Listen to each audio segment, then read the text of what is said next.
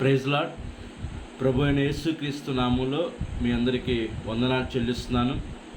మరొక రోజు మనము ఈ విధంగా ఈ పునరుద్ధానము దినం, పరిశుద్ధమైన ఆదివారం, ఈ విధంగా మనం కలిసి దేవుని వాక్యమును ధ్యానం చేసుకోవడానికి దేవుడు మనకిచ్చిన ఈ గొప్ప సమయాన్ని బట్టి ప్రభువుని ఎంతగానో స్తుతిస్తున్నాను.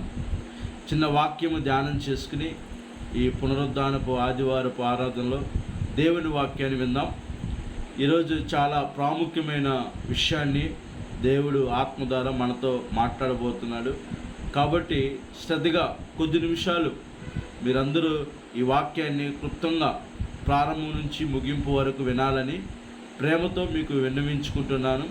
ఈరోజు చాలా ప్రాముఖ్యమైన అంశము దేవుడు మనకి ఇచ్చాడు. కాబట్టి ఆ వాక్యాన్ని మనం ధ్యానం చేసుకుందాం. మార్కు సువార్త 10వ అధ్యాయము 1వ వచనం చదువుతాను. ఆయన అక్కడ నుండి లేచి యూదయ ప్రాంతములకును యోర్దాను అద్దరికి వచ్చాను. జనసమూహములు తిరిగి ఆయన యొద్దకు కూడి వచ్చిరి. ఆయన తన వాడుకు చొప్పున వారికి మరలా బోధించును. పరిసయ్యులు ఆయన యొద్దకు వచ్చి ఆయన శోధించుటకై పురుషుడు తన భార్యను విడనాడుట న్యాయమా అని ఆయన అడిగిరి. అందుకైన మోషే మీకేమి ఆజ్ఞాపించని వారు అడిగిన. వారు పరిత్యాగ పత్రిక రాయించి ఆమెను విడనాడవలని మోషే సెలవిచ్చిన చెప్పగా, యేసు మీ హృదయ కాఠిన్యాన్ని బట్టి అతడి ఆజ్ఞను మీకు రాసి ఇచ్చిన కానీ, సృష్టి ఆది నుండి దేవుడు వారిని పురుషుని గాను స్త్రీని గాను కలుగు చేసెను. ఈ హేతువు చేత పురుషుడు తన తల్లిదండ్రులను విడిచిపెట్టి తన భార్యను హత్తుకును.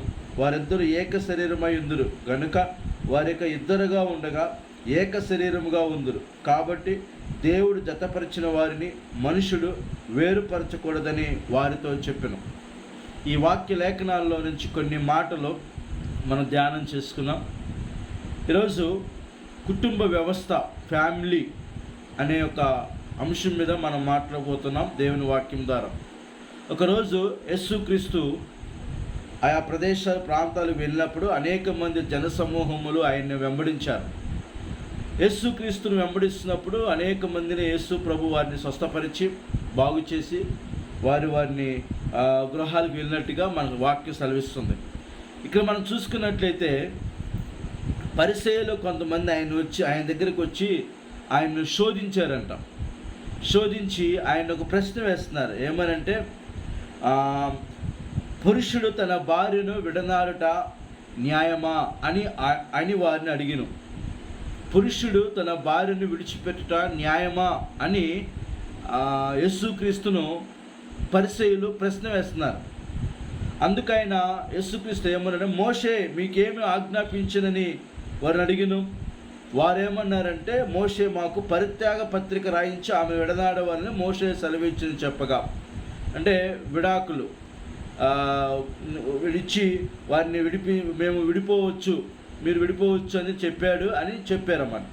యేసు అప్పుడు వాళ్ళతో అంటున్నాడు, మీ హృదయ కాఠిన్యాన్ని బట్టి అతడి ఆజ్ఞని మీకు రాసి ఇచ్చింది కానీ, మీ మనసు మీ యొక్క మనసు మీ బుద్ధిని బట్టి ఆయన ఈ మాట అన్నాడు. కానీ వాస్తవానికైతే దేవుని చిత్తం ఏంటంటే, సృష్టి ఆది నుండి దేవుడు వారిని స్త్రీని గాను పురుషుని గాను కలుగు చేస్తును. ఈ హేతు చేత పురుషుడు తన తల్లిని విడిచిపెట్టి తన భార్యను హత్తుకును. వారిద్దరూ ఏక శరీరమైందురు కనుక దేవుడు జతపరిచిన వారిని మనుషుడు వేరుపరచకూడదు. అక్కడ యేసుక్రీస్తు చాలా స్పష్టంగా చెప్తున్నాడు. మీ గోడ తట్టుకోలేక మోషే అలా పరిత్యాగ పత్రిక ఇవ్వమన్నాడు. కానీ వాస్తవానికైతే అలా ఇవ్వటం కరెక్ట్ కాదు. ఎందుకంటే దేవుడు పురుషుని గాను స్త్రీని గాను సృష్టించి వారిని జతపరిచాడు, వారిద్దరిని ఏకం చేశాడు. దేవుడు జతపరిచిన వారిని ఏ మనుషుడు వేరు చేయకూడదు. ఈరోజు మనం చూసుకున్నట్లయితే కుటుంబ వ్యవస్థ, ఫ్యామిలీ లైఫ్ ఎలాగుండాలో దేవుని వాక్యం ద్వారా మనము కొన్ని మాటలు నేర్చుకుందాం. ఎందుకంటే ఈరోజు భయంకరమైనగా లోకములో కుటుంబ వ్యవస్థ జీవిస్తుంది. ఎందుకంటే చాలా పాపపు జీవితంతో కుటుంబ వ్యవస్థ, లేకపోతే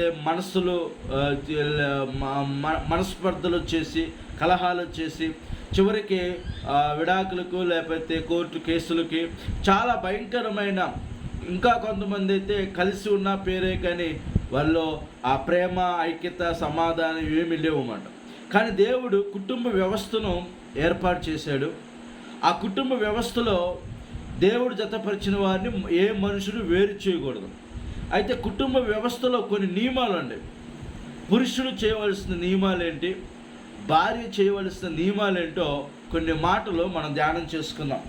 ఆ మాటలో మనకి క్లియర్గా అపోస్తలుడైన పౌలు గారు 1 కొరింథీ రాసిన పత్రిక 7వ అధ్యాయంలో ఒక మాట సెలవిస్తున్నాడు. కొరింథీ సంఘంలో కొంతమంది పౌలు గారికి కొన్ని ప్రశ్నలు వేశారు, కొన్ని లెటర్లు రాశారు. ఆ లెటర్లు విపులీకరంగా కుటుంబ వ్యవస్థ గురించి, భార్యాభర్త సంబంధం గురించి, బిడ్డల విషయం గురించి ఆయన ఎలా మాట్లాడాడో, పెళ్లి గురించి ఎలా మాట్లాడాడో మనం ధ్యానం చేసుకుందాం. 1 కొరింథీ రాసిన పత్రిక 7వ అధ్యాయం 1వ వచనం చూసినట్లయితే, మీరు రాసిన వాటి విషయం గురించి నేను మాట్లాడుతున్నాను అని ఏమనంటే, స్త్రీని ముట్టకొనుట పురుషునికి మేలు, అయినను జారత్వము జరుగుతున్నందున ప్రతి వానికి సొంత భార్య ఉండవలను, ప్రతి స్త్రీకి సొంత భర్త ఉండవలను. భర్త భార్యకును, అలాగనే భార్య భర్తకును వారి ధర్మమును నడపవలను. భర్తకే కానీ భార్యకు తన దేహం పైన అధికారం లేదు, అలాగనే భార్యకే కానీ భర్త తన దేహం పైన అధికారం లేదు. ప్రార్థన చేయుటకు మీకు సావకాశం కలిగినట్లు కొంతకాలం వరకు ఉభయ సమ్మతి చొప్పిన తప్ప ఒకరినొకరు ఎడబాయుకుని. మీరు మనసు నిలుపలేకపోయినప్పుడు సాతాను మిమ్మల్ని శోధింపకొనట్లు తిరిగి కలుసుకోండి. అది నా హితోపదేశమే కానీ ఆజ్ఞ కాదు. మనుషులందరూ నా వలె ఉండగోరుచున్నాను, అయినను ఒకనొక విధము మరొక విధమును ప్రతి మనుషుడు తనకున్న కృపావరమును దేవుని వల్ల పొంది ఉన్నాడు. అపోస్తలుడైన పౌలు గారు కొరింథీ సంఘానికి కుటుంబ వ్యవస్థ గురించి, భార్యాభర్తల మధ్య ఉండవలసిన నియమ నిబంధనల గురించి చాలా క్లియర్గా అక్కడ మాట్లాడుతున్నాడు. అక్కడ మాట్లాడుతున్న మాట ఏంటంటే, సాధ్యమైతే నా వలె ఉండుట ప్రతి ఒక్కరికి మేలు. ఎందుకంటే అపోస్తలుడైన పౌలు గారు వివాహం చేసుకోవాలి. అది దేవుడు ఆయనకి ఇచ్చిన అనుగ్రహం, కృపావరం, ఆయనకి ఇచ్చిన వరం. అయితే పౌలు గారు ఇక్కడ ఏమన్నాడంటే, మీరు వివాహం చేసుకుంటా మంచిది, ఎందుకంటే జారత్వములు జరుగుతున్నవి కాబట్టి ప్రతి వానికి సొంత భార్య, సొంత భర్త ఉండాలి. భర్త దేహం పైన భార్యకు అధికారం ఉంటుంది, భార్య దేహం పైన భర్తకు అధికారం ఉంటుంది. కాబట్టి వారి ధర్మములు నడపవలను. భార్య ధర్మం ఏంటి, భర్త ధర్మం ఏంటి, కుటుంబ వ్యవస్థలో భార్య నియమాలు ఏంటి, భర్త నియమాలు ఏంటో వాక్యము ద్వారా మనం ఈరోజు ధ్యానం చేసుకోబోతున్నాం. నాతోటి సహోదరులారా, మనం జాగ్రత్తగా విన్నట్లయితే కొన్ని నియమాలు దేవుడు చెప్పాడు. ఏమన్నాడంటే భార్య దేహం మీద భర్తకే అధికారం ఉంటుంది, భర్త దేహం పైన భార్యకే అధికారం ఉంటుంది. అది ఒక నియమం. దాని తర్వాత ఒక మాట అంటున్నాడు, ప్రార్థన చేయటానికి మీకు సావకాశం కలిగినట్లు కొంతకాలము వరకు ఉభయ సమ్మతి చొప్పున ఒకరినొకరు ఎడబాయుకుడి. మీరు మనసు నిలుపలేకపోతే సాతాను మిమ్మల్ని శోధింపుకున్నట్టు తిరిగి కలుసుకోండి. ఒక ప్రార్థన చేసే కొద్ది రోజులు లేదా కొన్ని గంటలు లేదా కొన్ని రోజులు ప్రార్థన చేయాలనే ఒక ఆలోచన మీరు ఇద్దరు ఏకీభవించి ఒక నిర్ణయం తీసుకుంటే అప్పుడు మీరు ప్రార్థనలో గడపాలి. కాబట్టి మీరు వేరువేరుగా ఉండి ఏకాంతంగా దేవుని స్థితిలో ప్రార్థనలో గడపండి అన్నాడు. అయితే సాతాను శోధించుకున్నట్లు మీరు మరలా తిరిగి కలుసుకోండి అని వాక్యం సెలవిస్తుంది.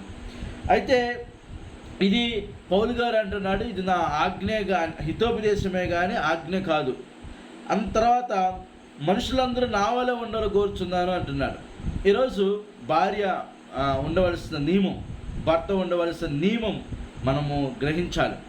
వాస్తవం ఏంటంటే భర్తకు కొన్ని నియమాలు ఉండే, భార్యకు కొన్ని నియమాలు ఉండే. వారి ధర్మాలు చేయాలి. ఆ ధర్మములు ఎప్పుడైతే తొలగిపోతారో కుటుంబంలో సమస్యలు, గొడవలు, మనస్పర్ధలు, చివరికి విడాకులు, కోర్టు కేసులు. అందుకే ఒక వాక్యం సెలవిస్తుంది, ఒకరినొకరు మీరు ఎడబాయుకుడు ఉండండి. తర్వాత 8వ వచనం, నా వలె ఉండటం వారికి మేలని పెళ్లి కాని వారితో విధవరాండతో చెప్పుచున్నాను. పౌలు గారు అన్నాడు, పెళ్లి కాని వారు ఒకవేళ విధవరాలు, ఆల్రెడీ భర్తను కోల్పోయిన విధవరాలు ఎవరైనా ఉంటే, ఒకవేళ భార్య కోల్పోయిన ఒక మగవాడు ఎవరైనా ఉంటే, మీరు ఇంకా వివాహం చేసుకోకుండా ఉండటం చాలా మంచిది. అని పౌలుగా సలహా ఇస్తున్నాడు. అయితే మనస్సు నిలుపలేకపోయినా పెళ్లి చేసుకుని వచ్చును. కామతప్తుల కంటే పెళ్లి చేసుకునే మేలు. మరి పెళ్ళైన వారికి నేను కాదు ప్రభువే ఆజ్ఞాపించేదేమనగా భార్య భర్తను ఎడబాయకూడదు. ఎడబాసిన పెళ్లి చేసుకొనకుండవలను, లేదా తన భర్తతో సమాధాన పడవలను. మరియు భర్త తన భార్యను పరిత్వజింపకూడదు, విడిచిపెట్టకూడదు. ఈరోజు పెళ్ళిళ్ళు చేసుకుంటున్నారు, కానీ వాళ్ళు ఎడబాటుగా ఉంటున్నారు. వారు భర్త ఏమో ఇతర దేశాల్లో ఉంటే భార్య ఏమో వేరే దేశంలో ఉంటుంది. కొన్ని కుటుంబాలు అయితే ఎడమొహం పెడమొహంగా ఉంటున్నాయి. కొన్ని కుటుంబాలు అయితే ఆ దేవుడు పెట్టిన ఆ నియమ నిబంధనలు ఏమీ లేక ఏదో లోకానికి భార్యాభర్తలుగా వాళ్ళు కనపడుతున్నారే కానీ దేవుడు పెట్టిన నియమ నిబంధనలు ఏంటో వారు పాటించట్లేదు. అపోస్తలుడైన పౌలు గారు ఇక్కడ క్లియర్గా చెప్తున్నాడు, మీరు పెళ్ళైన వారికి నేను కాదు ప్రభువే ఆజ్ఞాపించేదేమనగా భార్య భర్తను ఎడబాయకూడదు, విడిచిపెట్టకూడదు, మీరు దూరంగా ఉండకూడదు. కానీ ఈరోజు విచిత్రం ఏంటంటే తల్లిదండ్రులు పెళ్ళిళ్ళు చేస్తున్నారు. తన కూతుర్ని ఒక వ్యక్తికి పెళ్లి చేస్తున్నారు. కానీ వాళ్ళ కుటుంబ వ్యవస్థలో భార్యాభర్తలుగా వాళ్ళిద్దరి మధ్య ఏదో చిన్న చిన్న మనస్పర్ధలు వచ్చినప్పుడు ఈ తల్లిదండ్రులుగా కూతురికి చెప్పవలసిన బాధ్యత ధైర్యం చెప్పి ఏదో చిన్న చిన్న తప్పులు ఉంటే సరిచేసి భర్తతోనే కాపురం చేసే విధంగా, భర్తతోనే వాళ్ళు ఒక చోట ఉండే విధంగా ప్రోత్సహించట్లా చాలామంది తల్లిదండ్రులు. ఏమంటున్నాడు తెలుసా, ఈ రోజుల్లో నీకేం తక్కువ, ఊరకనే నువ్వు చేసుకున్నావా, డబ్బులు ఇచ్చి చేసుకున్నావు, వాడు కాకపోతే ఇంకొకడు రా మన ఇంటికి వచ్చే అని కన్న కూతుర్ని కన్న తల్లి అంటుంది ఒక పెళ్లి చేసిన తర్వాత కూడా. అంటే చూడండి, అంటే భార్యాభర్తల మధ్య చచ్చేంత వరకు మనస్పర్ధలు వస్తూనే ఉంటాయి. అది ఎంత పెద్ద కుటుంబం అయినా. ఈ రోజుల్లో భార్యాభర్తల మధ్య మనస్పర్ధలు లేని వాళ్ళు ఏ కుటుంబం లేదు. అయితే ఆ మనస్పర్ధలు, ఆ చిన్న చిన్న సమస్యలు చక్కగా కూర్చుని మాట్లాడుకుని దాన్ని సొల్యూషన్ చేసుకుని చక్కగా దాన్ని సాల్వ్ చేసుకుని కాపురం చక్కగా దైవికమైన భయంతో వాళ్ళ కుటుంబ వ్యవస్థను ముందుకు సాగించుకోవాలే కానీ గోటితో పోయేదాన్ని గోటల దాకా తెచ్చుకోకూడదు. ఈరోజు ఎన్నో కుటుంబాలు, ఈ మధ్య నాకు ఒక వ్యక్తి ఫోన్ చేసి తన ఫ్యామిలీ గురించి చెప్తున్నాడు. తన మామగారు తన కూతుర్ని తన అల్లుడితో కాపురం చేయనీకోకుండా తీసుకెళ్ళిపోయి, మనవాళ్ళని కూడా తీసుకెళ్ళిపోయి పుట్టినింట్లో తన ఇంట్లో పెట్టుకుంటున్నాడంట. అక్కడ సమస్య ఏమీ లేవు, సమస్య అంతా ఏమీ లేదు. అత్తగారిని చూసుకోవాలి, బాగా చావు బతుకుల్లో ఉన్నారు. అది చూసుకోవడానికి, భర్తను చూసుకోవడానికి ఆ భార్యకు ఇబ్బంది కలిగించేసి ఆ తండ్రి కూడా పెద్ద మనిషి, పెద్ద తరహా మనిషి. అలాంటి వ్యక్తి తన కూతురు కాపురాన్ని నిలబెట్టి, అమ్మ జాగ్రత్త చేసుకోవాలి, భర్తకు కొంచెం జాగ్రత్త లోబడి ఉండాలి, అత్తగారిని చూసుకోవాలి, కుటుంబం చూసుకోవాలి, పిల్లలను చూసుకోవాలి, అక్కడే ఉండు, రావద్దు అని చెప్పాలే కానీ నువ్వు వచ్చే అని చెప్పేసి భర్త దగ్గర నుంచి తన భార్యను తీసుకుని వెళ్ళిపోయాడు. అంటే తన కూతురు తీసుకుని వెళ్ళిపోయాడు. ఇది ఎంత భయంకర విషయం చూడండి. ఎన్నో కుటుంబాలు ఈరోజు కుటుంబ వ్యవస్థ అనేది వాక్యం ప్రకారమైన కుటుంబంగా ఉండవలసిన వ్యవస్థ ఈరోజు లేదు, పాడైపోయింది. సాతాను అనేక కుటుంబాల్లో కోపాలు, ఆవేశాలు, మనస్పర్ధలు, అనుమానాలు, ఎన్నో శోధనలు కుటుంబంలో తీసుకొచ్చి ఒక్కచోట ఉన్నా కూడా కొంతమంది అయితే పిల్లల మధ్యలో పెట్టుకుని మీ నాన్నకి అది చేసి పెట్టాను, ఇదిగో ఇంట్లో సరుకులు లేవు అని ఆ కొడుకు చెప్పటం, కొడుకు వెళ్ళి తండ్రికి చెప్పటం, ఇదిగో అండి తెచ్చాను అని కొడుకు చెప్పటం, కొడుకేమో తల్లికి చెప్పటం, మీడియేటర్గా పిల్లలు. ఈరోజు ప్రేమ, ఆ యొక్క ఐక్యత, ఆ క్షమాపణ ఈలో ముఖ్యంగా ఫ్యామిలీస్లో కనబడతలేదు. కానీ కుటుంబ వ్యవస్థలో కొన్ని నియమాలు ఉన్నాయి. భార్య ఉండవలసిన నియమం ఏంటో, భర్త ఉండవలసిన నియమం అని చెప్తున్నాడు. ఒకరు మీరు ఎడబాయకుండండి. ఫస్ట్ది, మీరు కలిసి ఉండాలే కానీ మీరు దూరంగా ఉండకూడదు. చూడండి, ఈ రోజుల్లో అనేక కుటుంబాలు, అనేక కుటుంబ వ్యవస్థ, చిన్న గొడవలు వచ్చి, చిన్న మనస్పర్ధలు వచ్చి, ఎన్నో ఇబ్బందులు చిన్న వచ్చేసి కుటుంబ వ్యవస్థ పాడైపోతుంది.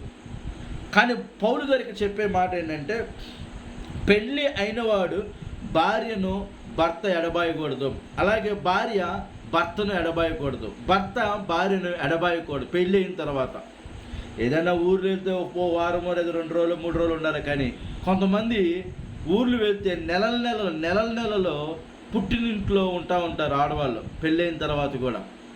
అది చాలా భయంకరమైన తప్పది. భర్తను విడిచిపెట్టి పిల్లల్ని విడిచిపెట్టేసి తల్లిగారింటి కాడ నెలలు వారాలు వాళ్ళు జీవిస్తూ ఉంటారు. ఈరోజు అందుకు కదా కుటుంబ వ్యవస్థ పాడైపోతుంది. అందుకు కదా భర్త వేరే చూపుడు చూడటం జరుగుతుంది. ఈరోజు భార్య తెలుసుకోవాల్సిన నియమాలు తెలుసుకోవట్లేదు.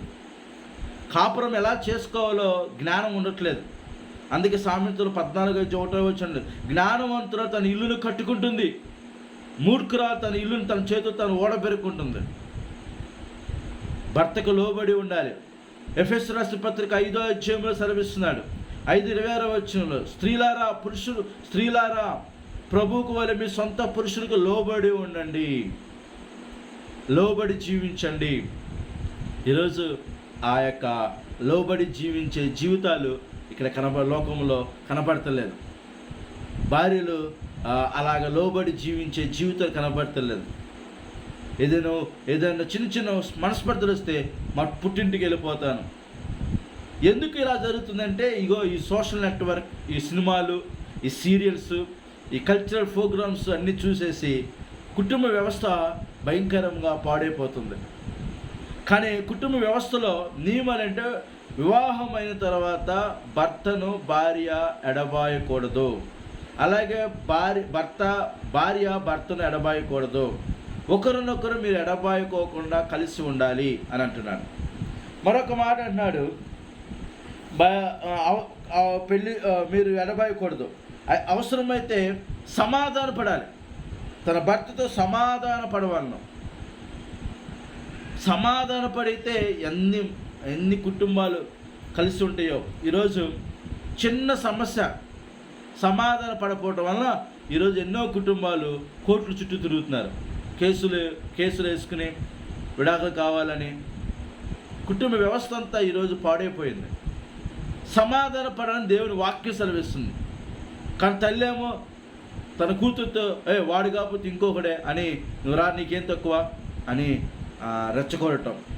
కాదమ్మా, మా అల్లుడు గారు ఏదైనా ఉంటే క్షమించడం కోరుకో, లేదా తల్లిదండ్రులకి వీరు వెళ్ళి మాట్లాడటం, అలాంటిది ఏం కనపడతలే ఈ రోజుల్లో. నువ్వెంత అంటే నువ్వెంత అనే మాటలు ఈ లోకంలో జరుగుతున్నాయి. కుటుంబ వ్యవస్థ ఈరోజు పాడైపోయింది. ప్రియమైనతోటి నా సహోదరులారా, బైబిల్ దేవుడు చెప్తున్నాడు, దేవుడు జతపరిచిన వారిని ఏ మనుషుడు వేరు చేయకూడదు. వేరు చేసే అధికారం మనుషులకు లేదు. అవసరమైతే వారిని కలపాలే కానీ ఏ మనుషుడు కూడా వారిని వేరు చేయకూడదు. మరొక వాక్యం మనం చూసినట్టయితే 12వ వచనంలో, ఏ సహోదరికైనా అవిశ్వాసిన భార్య ఉండి ఆమె అతనితో కాపురం చేయని ఇష్టపడిన అతడు ఆమెను పరిత్యజింపకూడదు. మరియు ఏ స్త్రీకైనా అవిశ్వాసిన భర్త ఉండి ఆమెతో కాపురం చేయని ఇష్టపడిన ఆమె అతని పరిత్యజింపకూడదు. అవిశ్వాసిన భర్త భార్యను బట్టి పరిశుద్ధపరచబడును, అవిశ్వాసిన భార్య విశ్వాసిన భర్తను బట్టి పరిశుద్ధపరచబడును. లేని ఎడల మీ పిల్లలు అపవిత్రులయ్యుందురు, ఇప్పుడైతే వారు పవిత్రులు. ఒక భర్త ఉన్నాడు, భార్య భర్తలు ఉన్నారు. భర్త విశ్వాసులు అనుకోండి, భార్య అవిశ్వాసులు అనుకోండి. భర్త యొక్క ప్రార్థన బట్టి భార్య విశ్వాసురాలుగా మారుతుందని వాక్యం సెలవిస్తుంది.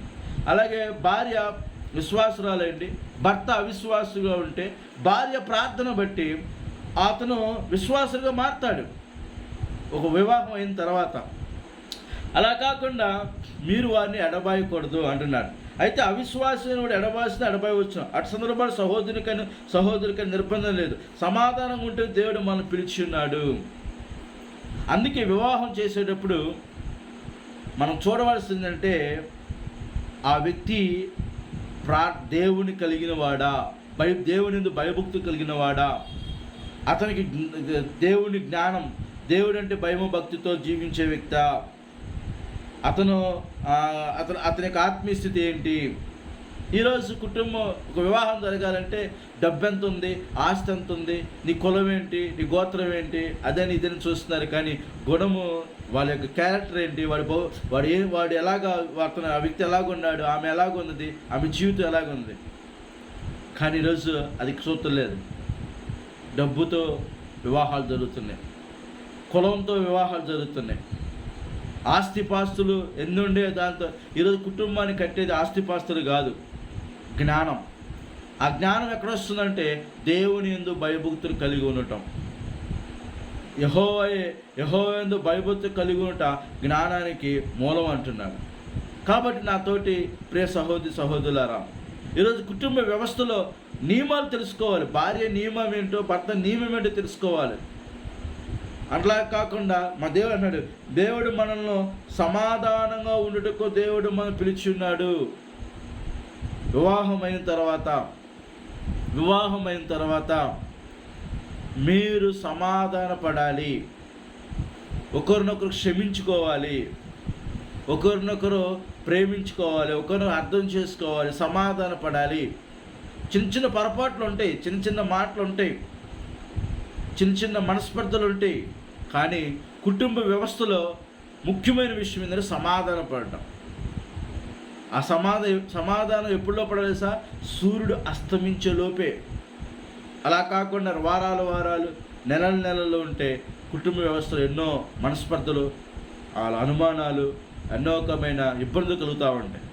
అందుకే కుటుంబంలో భార్య భర్తలకు ఉండవలసిన ఒక గొప్ప లక్ష్యం ఏంటంటే భర్తకు ఉండాలి, భార్యకు ఉండాలి, ఇద్దరికి ఉండాలండి.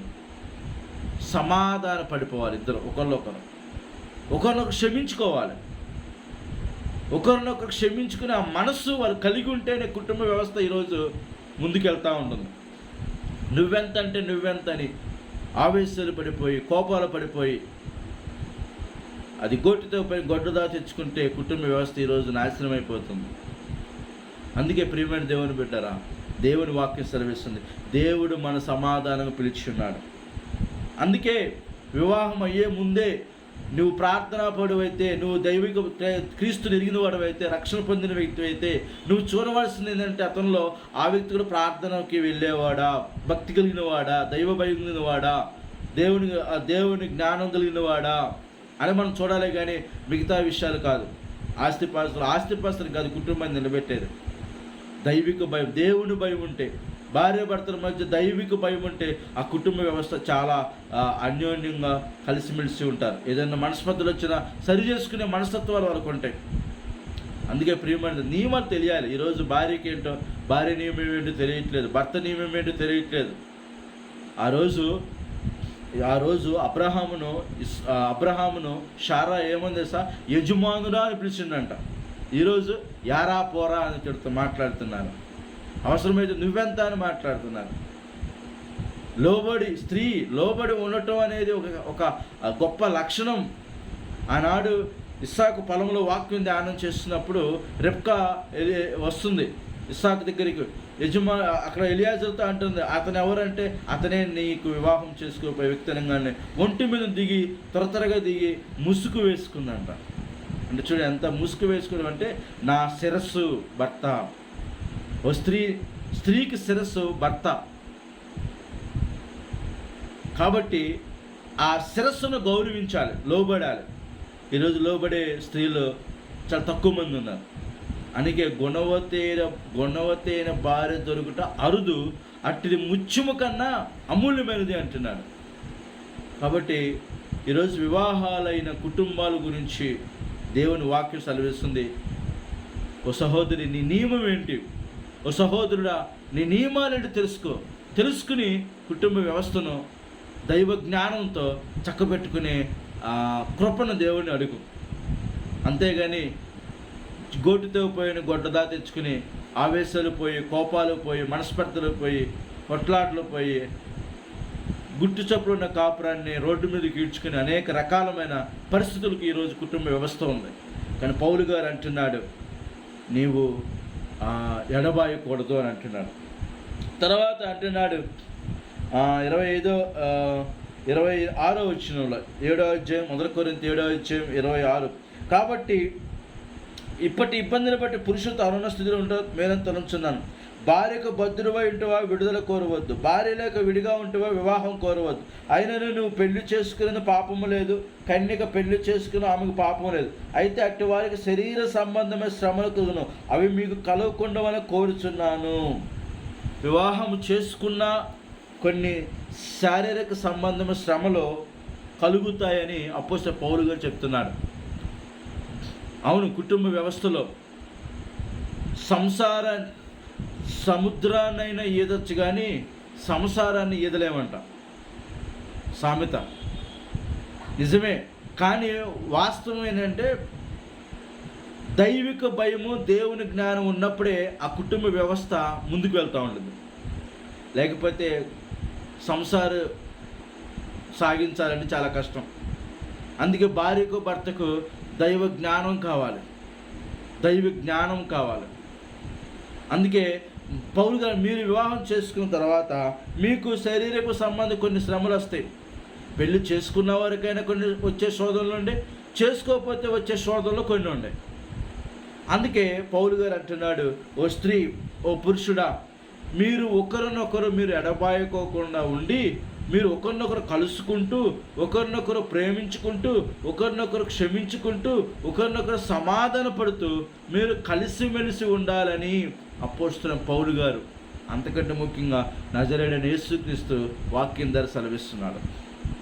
ఇక్కడ మనం ఇంకొక మాట చదివినట్లయితే దేవుడు అంతకంటే ముఖ్యంగా మరొక పౌలు గారు మరొక మాట చెప్తానంటే, పెళ్ళి అయినవాడు ఆ స్త్రీయే కానీ పురుషుడే కానీ ఇరువురు ప్రభువును సంతోషపెట్టే కుటుంబంగా ఉండాలి. కుటుంబం, భార్యాభర్తలో కుటుంబం ఎలాగ ఉండాలంటే, పిల్లలు అందరూ కూడా ప్రభువును సంతోషపెట్టే కుటుంబంగా ఉండాలి. ఈరోజు ఏ మనిషి సంతోషపెట్టినా అది కొద్ది కాలమే, కానీ కుటుంబం అంతా కలిసి ప్రభువును సంతోషపెట్టే కుటుంబంగా ఉండాలి. కాబట్టి నాతోటి సహోదరులారా, కుటుంబ వ్యవస్థలో కొన్ని విషయాలు, 4-5 మాటలు మీకు సెలవిస్తాం. కుటుంబ వ్యవస్థను మనము కట్టుకోవాలంటే ముఖ్యంగా భార్యాభర్తలకు ఉండవలసింది ఏంటంటే, నెంబర్ 1 జ్ఞానం కలిగి ఉండాలి. భార్యాభర్తలు కుటుంబాన్ని కట్టుకోవాలంటే ఇరువురికి జ్ఞానం కావాలి. అది ఏ జ్ఞానం? దైవికమైన జ్ఞానం కలిగి ఉండాలి, నెంబర్ 1. నెంబర్ 2, ఇద్దరు ప్రభువు మీద నమ్మకం కలిగి ఉండాలి, విశ్వాసం కలిగి ఉండాలి. భార్యాభర్తలు ఇద్దరు, ఎందుకంటే విశ్వాసం కలిగిన కుటుంబంగా వారు ఉండాలి. తర్వాత కుటుంబంలో ఉండవలసిన మరొక విషయం ఏంటంటే ప్రేమించుకోవాలి, ఒకరినొకరు ప్రేమించుకోవాలి. తర్వాత కుటుంబంలో ఉండవలసిన ఇంకొక గొప్ప విషయం ఏంటంటే క్షమించుకోవాలి ఒకరినొకరు. ఏదైనా చిన్న చిన్న మనస్పర్ధలు ఉంటే క్షమించుకోవాలి, క్షమించుకుని ఒకరు అర్థం చేసుకునే ఆ మనసు ఉండాలి. తర్వాత వారు ఎప్పుడు ఒకరినొకరు దూరంగా ఉండకూడదు. కొంతమంది భర్తను విడిచిపెట్టి పోయి పుట్టింటికాడ కొన్ని రోజులు, నెలలు ఉంటా ఉంటారు. కొంతమంది భర్త భార్యను విడిచిపెట్టి ఇతర దేశాల డబ్బు కోసం కొన్ని రకాలమైన లోక ఆశల్లో ఉండి కుటుంబ వ్యవస్థ పాడైపోతుంది. కొంతమంది డబ్బు కోసం కకృతి పడిపోయి భార్య ఇక్కడ ఉంటే భర్త ఏమో వేరే ఇతర దేశాల్లో ఉంటాడు, భర్త ఇక్కడ ఉంటే భార్య ఇతర దేశాల్లో ఉండదు. కుటుంబ వ్యవస్థ దేవుడు జతపరిచి ఏకంగా కలిసి ఉండాలిరా అంటే, మనుషులు ఈరోజు డబ్బు కోసం, ఆస్తి కోసం, లోకం కోసం వేరుగా జీవిస్తున్నారు. అది మంచి పద్ధతి కాదు. అందుకే ఈరోజు కుటుంబాలు మనస్పర్ధలు, గొడవలు, అనుమానాలు రావడానికి కారణం ఇది ప్రాముఖ్యమైన విషయం. వారు దూరంగా ఉండటం బట్టే ఎన్నో అనుమానాలు ఆ కుటుంబంలో జరుగుతున్నాయి. కాబట్టి ప్రియమైన దేవుని బిడ్డారా, వాళ్ళు ఎప్పుడు ఉండవలసిన వాళ్ళ లక్షణాలు ఒకటే, జ్ఞానం కలిగి ఉండాలి. ఇరువురు భార్య జ్ఞానం కలిగి ఉండాలి, జ్ఞానవంతుడు తన ఇల్లు కట్టుకుంటుంది. భర్త కూడా జ్ఞానం కలిగి ఉండాలి. ఎందుకంటే బైబిల్ సెలవిస్తుంది, పురుషుడా నీ భార్య బలహీనమైన ఘటమని ఎరిగి జ్ఞానం చొప్పున ఆమెతో కాపురం చేయి. పురుషుడికి ఉండవలసింది తెలుసా? జ్ఞానం. భార్యకు ఉండవలసింది తెలుసా? జ్ఞానం. జ్ఞానవంతో తన ఇల్లు కట్టుకుంటుంది. అందుకే జ్ఞానం కావాలి. ఇరువురికి ఫస్ట్ కుటుంబ వ్యవస్థ బాగుండాలంటే ఇద్దరికి దైవికమైన జ్ఞానం కావాలి. నెంబర్ 1. నెంబర్ 2, రెండోది విశ్వాసం. ఇద్దరు విశ్వాసం కలిగి ఉండాలి. దేవుని మీద నమ్మకం కలిగి ఉండాలి. ఒకరి పట్ల ఒకరు నమ్మకం కలిగి ఉండాలి. ఒకటి దేవుని మీద నమ్మకం కలిగి ఉండాలి. రెండోది ఒకరి మీద ఒకరు నమ్మకం కలిగి ఉండాలి. ఈరోజు నమ్మకం లేకపోబట్టే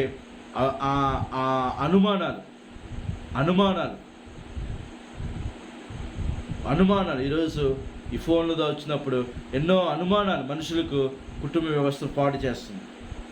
అనుమానాలతో కుటుంబాలు కూలిపోతున్నాయి. అందుకే ఒకరి మీద ఒకరికి నమ్మకం ఉండాలి. మూడోదిగా మనం చూస్తే ప్రేమించుకోవాలి. ఒకరినొకరు ప్రేమించుకోవాలి. దైవికమైన ప్రేమ వారి ఇరువురి మధ్య ఉండాలి. నాలుగోదిగా మనం చూసినట్లయితే ఒకరినొకరు క్షమించుకోవాలి. ఆ ప్రేమలో ఏముంటుంది అంటే క్షమాపణ ఉంటుంది. ఎన్నో కుటుంబం భార్యాభర్తలు కలిసి ఉన్నంత కాలం, ఎందుకంటే మనసులు క్షణిక కొన్ని ఆవేశాలు, కొన్ని కోపాలు ఖచ్చితంగా కుటుంబ వ్యవస్థలో వస్తాయి. ఈరోజు లోకంలో మా కుటుంబంలో గొడవలు లేని అనే కుటుంబం లేదు. అన్ని కుటుంబాల్లో చిన్న గొడవలు ఉంటాయి. వాటిని సరి చేసుకుని కాపురం నిలబెట్టుకునే జ్ఞానం కలిగి వారు ముందుకు వెళ్ళాలి, కానీ కాపురాన్ని కూర్చుకునేవారుగా ఉండకూడదు.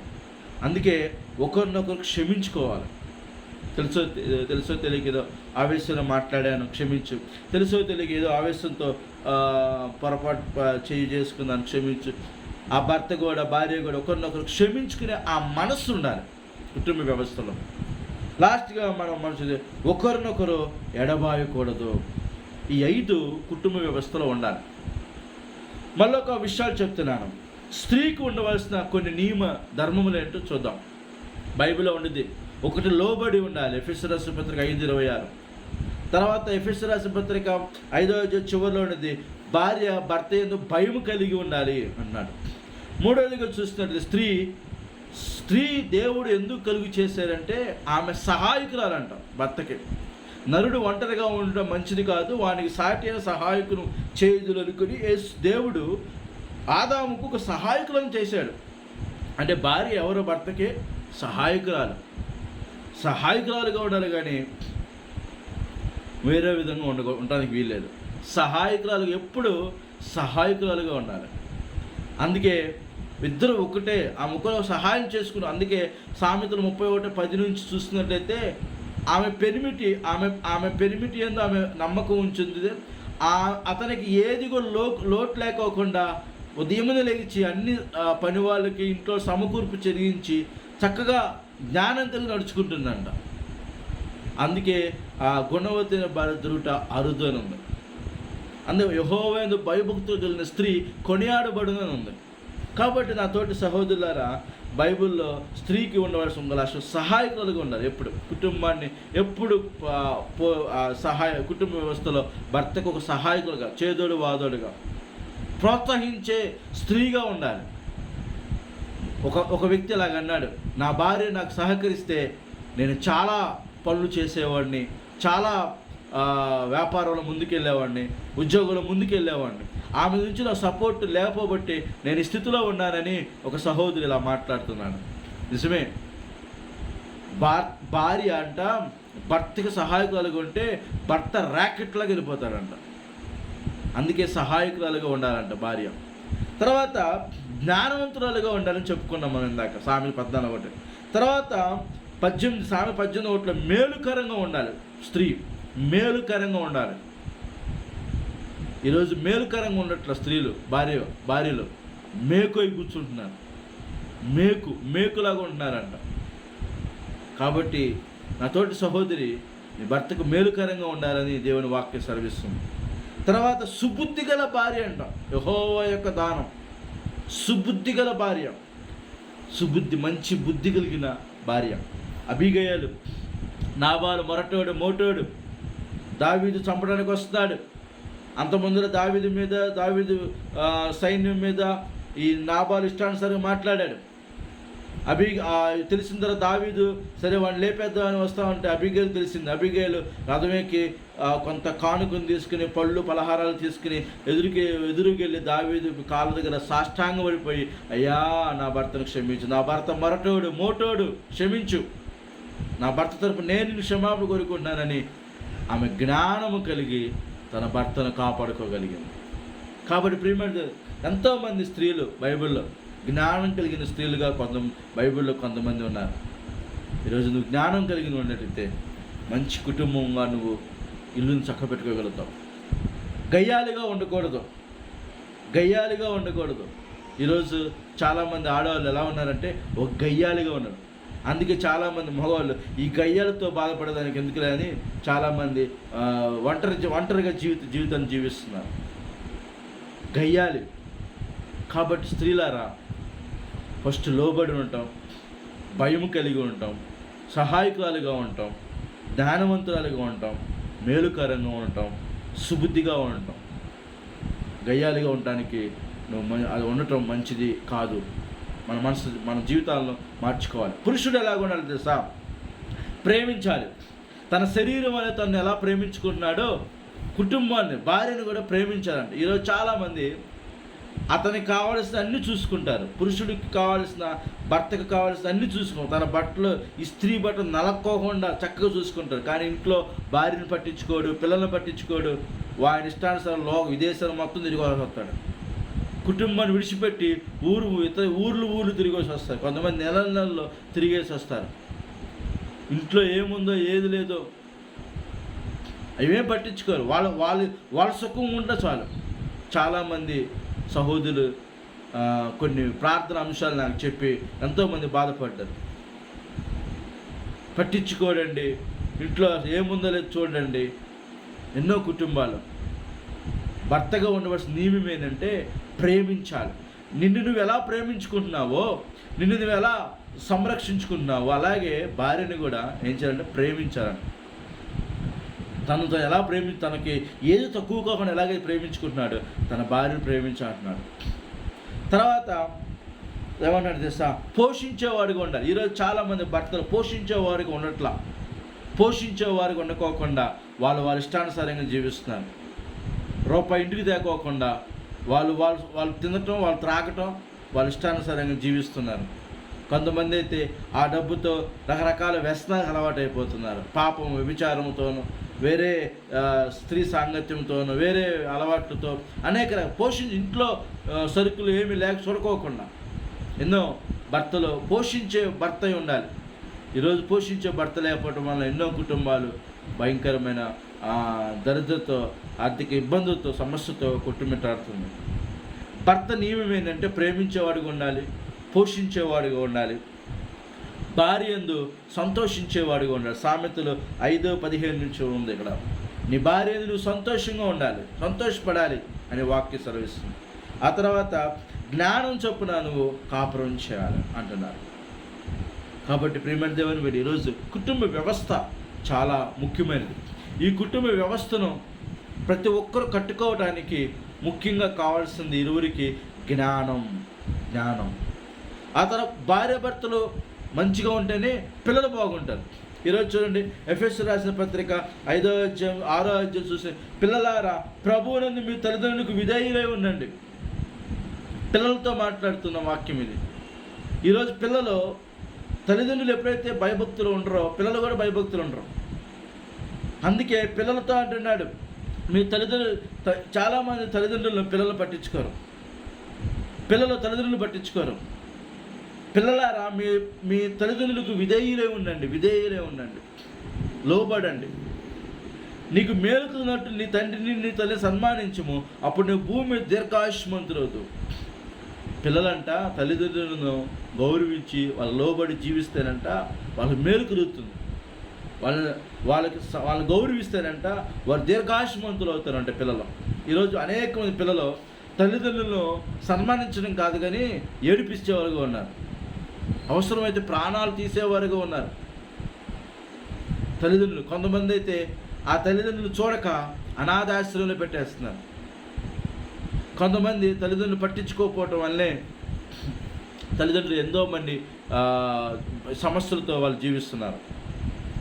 ఒక పిల్లలు ఆరోగ్యంగా దీర్ఘాయుష్మంతులు కూడా తల్లిదండ్రులు సన్మానించాలన్నమాట. తల్లిదండ్రులు మనకు లోబడాలంట. ఈరోజు పిల్లలు తల్లిదండ్రులు మనకు లోబడుకోకుండా వారి ఇష్టానుసారం జీవిస్తారు. ఈ మధ్యన ఒక వార్త చూస్తే ఒక్కరోడు 12 సంవత్సరాల వయసు, నాకు ఫోన్ కొనిస్తావా లేదా, కొనిచ్చిపోతే నేను ఆత్మహత్య చేసుకుంటానని ఆత్మహత్య చేసుకున్నానంట. చూడండి, ఫోన్ కోసం ఆత్మహత్య. నాకు బండి కొనిస్తావా లేదా, బండి కొనిచ్చిపోతే నేను చచ్చిపోతాను. అరే, తల్లిదండ్రులకు లోబడి జీవించడం కాకుండా వాళ్ళ ఇష్టానుసారంగా పిల్లలు జీవిస్తున్నారు. ఈ సినిమాలు, ఈ సీరియల్ చూసి, ఈ లోకంలో అన్ని చూసి ప్రేమ దోమ అని పిల్లలు అనేక రకాలమైన పాపంలో పడిపోతున్నారు. అందుకే తల్లిదండ్రులారా, మీ పిల్లల కోపం రేపక, బైబిల్ కింద మాట ఉంది, తండ్రులారా మీ పిల్లల కోపం రేప, ప్రభు శిక్షలో బోధలో వారిని పెంచండి. ఈరోజు చాలామంది తల్లిదండ్రులు పిల్లలను భక్తులు పెంచపోబట్టే వాళ్ళు ఎదురు తిరిగి మాట్లాడతారు, వాళ్ళ ఇష్టానుసారం వాళ్ళు జీవిస్తున్నారు. అందుకే బాలు నడవలసిన వాడిని నేర్పించండి, పెద్దవాడు దాన్ని తొలగిపోడు. ఈరోజు పిల్లలను భయభక్తులు పెంచపోబట్టే వాళ్ళ ఇష్టానుసారం వాళ్ళు జీవిస్తారు. చూడండి, అన్నిటికీ పిల్లలను తీసుకెళ్తారు, మందిరానికి మాత్రం తీసుకురాలేదు. ఫంక్షన్లకు వెళ్తారు, మ్యారేజ్లకు వెళ్తారు, పుట్టినరోజులకు వెళ్తారు, వివాహాలకు వెళ్తారు, లేదా ఇంకో కార్యక్రమంకి వెళ్తారు, కానీ మందిరానికి మాత్రం తీసుకురాలేకపోతారు. ప్రార్థన చేయమని చెప్పలేకపోతారు. వాక్యం చదువు, దేవుని స్తుతించు, దేవుని సన్నిధికి రా. పిల్లలను భక్తిలో పెంచలేకపోతున్నారు. అందుకే పాత నిబంధన ఇదిగో నీ పిల్లలకు వాక్యాన్ని బోధించు, వాళ్ళు నడుచున్నప్పుడు కూర్చున్నప్పుడు దేవుని మాట చెప్పు వాళ్ళకి. ఈరోజు తల్లిదండ్రులు సరిగ్గా భక్తి చేయబట్టి, వాళ్ళకి సరిగ్గా చేయకపోబట్టి, రెండో పిల్లలు సరిగ్గా చెప్పబోబట్టే వాళ్ళు పాడైపోతున్నారు. అందుకే ప్రియమైన బాలు నడవస్తున్న వాళ్ళు నేర్పించండి, పెద్దవాడు దాని నుండి వాడు తొలగిపోడు. అందుకే చివరిగా మరొక మాట ఉంది, అవసరమైతే పిల్లలకి బెత్తం వాడాలంట. వాడు సరిగా, ముఖ్యంగా నువ్వు ఎంత చదివించినా భయభక్తులు వాళ్ళు నేర్పపోతే, దేవుని భయం వాళ్ళు నేర్పపోతే చివరికి నీకు మేలుకరంగా అతను ఉండలేడు. కోపము రేపకు ప్రభు శిక్షలో బోధలో వాడిని పెంచాలి. వాడిని పెంచాలంటే ఫస్ట్ తల్లిదండ్రులు భక్తిలో ఉండాలి. ఈరోజు పిల్లలను భక్తిలో పెంచితే రేపు నీకు ఉపయోగకరంగా ఉంటారు. పిల్లలారా, మీ తల్లిదండ్రులు మీరు లోబడి ఉండాలి. ఈరోజు నువ్వు ఆశ్చర్యకరంగా ఉండాలంటే నువ్వు దేవుని భయభక్తి కలిగి జీవించాలి. కాబట్టి కుటుంబ వ్యవస్థలో ఇవి చాలా ప్రాముఖ్యమైన విషయాలు. ఈ పునరుద్ధానపు ఆదివారపు ఆరాధనలో ఈ మాటలో చాలా ప్రాముఖ్యమైన విషయాలు. కాబట్టి కుటుంబ వ్యవస్థ అనేది దేవుడు ఏర్పాటు చేశాడు. దేవుడు జతపరిచిన వారిని మనుషుడు వేరు చేయకూడదు. కాబట్టి ఆ కుటుంబంలో నియమాలు, భార్య ఉండవలసిన నియమం, భర్త ఉండవలసిన నియమాలు ఏంటో అవి తెలుసుకుని ఆ కుటుంబం జ్ఞానం కలిగి కాపురం చేసుకుంటే ఆ కుటుంబం ఏదైనా చిన్న వచ్చినా సర్దుకుని సమాధాన పడిపోయి సంతోషంగా ఉండే కుటుంబంగా ఉంటుంది. అలా సంతోషంగా కుటుంబంగా, జ్ఞానం కలిగిన కుటుంబంగా, విశ్వాసం కుటుంబంగా, క్షమించే కుటుంబంగా, ప్రేమించే కుటుంబంగా, లోబడే కుటుంబంగా, ఎడబాయకోకుండా కలిసి ఉండే కుటుంబంగా మీరు ఉండాలని, భార్య అయితే నీకు ఉండవలసిన నిబంధనలు ఏంటో మరొకసారి 1 కొరింథీ 7వ అధ్యాయం మొత్తం మీరు చదవండి. 7వ అధ్యాయం మొత్తం 1వ వచనం నుంచి మీరు చదవండి. అలాగే ఎఫెసీ రాసిన పత్రిక 5వ అధ్యాయం 26వ వచనం నుంచి మీరు చదవండి. కుటుంబ వ్యవస్థ గురించి దేవుడు బైబిల్లో చాలా క్లియర్గా ఉన్నది. కాబట్టి చదివినట్లయితే చాలా ఆస్వాదించబడతారు. కాబట్టి దేవుడు మీ కుటుంబాలను దీవించాలని, ఆస్వాదించాలని కోరుకుంటూ దేవుడి కొద్దిమాడు దీవించి ఆస్వాదించను గాక. ఆమె చిన్న ప్రార్థన చేస్తాం. ప్రేమగల తండ్రి, కృపల దేవేశ్వర, నీకు వందనాలు చెల్లిస్తున్నాను. ఈ యొక్క ఉదయకాల సమయంలో ఈ పునరుద్ధానపు ఆదివారపు ఆరాధనలో ఈరోజు ఈ పరిశుద్ధమైన ఆదివారం నీ మాటలు వినే బాధ్యత ఇచ్చిన నీకు వందనాలు, మాకు ఇచ్చినందుకు వందనాలు. ముఖ్యంగా కుటుంబ వ్యవస్థ అంటే ఏంటో, భార్య నియమాలేంటో, భర్త నియమాలేంటో, పిల్లల నియమాలేంటో, కుటుంబం ఎలా కట్టుకోవాలో, ఎలా జీవించాలో ఈ దినము మాతో మాట్లాడినందుకు నీకు వందనాలు. అయ్యా, ఎన్నో కుటుంబాలు చిన్న మనస్పర్ధలు వచ్చి, చిన్న గొడవలు వచ్చి, అనుమానాలు వచ్చి, ఎన్నో కుటుంబాలు గోటితోపై గొడ్డ దాకా వెళ్ళిపోయి ఎన్నో కోర్టు కేసులు, ఎన్నో ఇబ్బందులకు గురైపోతున్నారు. అయ్యా వారు క్షమించి ఇప్పుడే ఒకరినొకరు సమాధానపడి లోబడి ఒకరినొకరు అర్థం చేసుకుని ప్రేమించి క్షమించుకుని నీ చిత్తం తెలుసుకుని నీ కొరకు సాక్షిగా జీవించే కుటుంబాలుగా దయచేయమని, ప్రతి కుటుంబంలో సమాధానం దయచేయండి, నెమ్మది దయచేయండి. వారి ధర్మమును తెలుసుకుని నియమాలు తెలుసుకుని అవి పాటించడానికి కుటుంబంగా వారు చేయాల్సిన నియమం ఏంటో పద్ధతులు ఏంటో తెలుసుకుని వాక్య ప్రకారం వారు తెలుసుకుని జీవించడానికి నీ కృప దయచేయమని ప్రార్థన చేస్తున్నాను. అట్టి జ్ఞానము ఈ బిడ్డలందరికీ ప్రతి ఒక్కరికి వింటున్న నీ మాట వింటున్న ప్రతి ఒక్కరికి దయచేసి మమ్మల్ని అందరినీ కృపలో భద్రపరచమని, పిల్లలు కూడా భయభక్తులు కలిగి తల్లిదండ్రులకు లోబడి తల్లిదండ్రుల బోధకులు వాక్యం ద్వారా భక్తి ద్వారా ఎదగటానికి వారికి తగిన జ్ఞానం దయచేయమని, కుటుంబ వ్యవస్థను దీవించి ఆస్వాదించి సహాయం చేయమని, నీ మాట ప్రతి కుటుంబాన్ని దీవించి బలపరచమని, మంచి ఆయురారోగ్యాలు తెచ్చి ప్రతి కుటుంబం శాంతి సమాధానం నెమ్మదిని గ్రహించి సహాయం చేయమని, నీవే మహిమా ఘనత ప్రభావం చెల్లించుకోమని యేసుక్రీస్తు నామములో అడిగి వేడుకుంటున్నాం తండ్రి. ఆమేన్, ఆమేన్, ఆమేన్. Praise lord. అందరికీ వందనాలు. దేవుడు మిమ్మల్ని దీవించును గాక. ఆమేన్.